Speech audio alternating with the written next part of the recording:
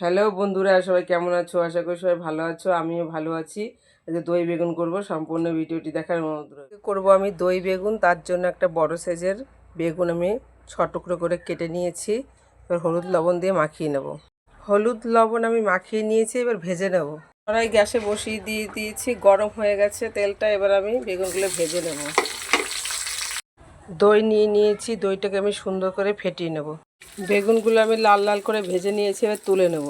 ওই একই তেলে ফোড়ন দিয়ে দেবো কালো জিরে, দিয়ে দেবো বেটে রাখা আদা টমেটো পিউরি, জিরার গুঁড়ো, ধনের গুঁড়ো, লঙ্কার গুঁড়ো, দিয়ে দেবো হলুদ গুঁড়ো, লবণ গুঁড়ো, কাশ্মীরি লঙ্কার গুঁড়ো, দিয়ে দেবো টক দই, অল্প পরিমাণে একটু জল দিয়ে দেবো, ফালি করা কাঁচা লঙ্কা দিয়ে দেবো, ভেজে রাখা বেগুন দিয়ে দেবো। বেগুনের তরকারিটা আমার হয়ে গেছে, এবার দিয়ে দেবো ধনে পাতা, অল্প একটু গরম মশলা দিয়ে দেবো। গরম মশলা দেওয়া হয়ে গেছে, এবার নামিয়ে নিয়ে তোমাদের বেগুনের রেসিপিটা আমার হয়ে গেছে। বন্ধুরা দেখো কতটা সুন্দর হয়েছে দেখতে।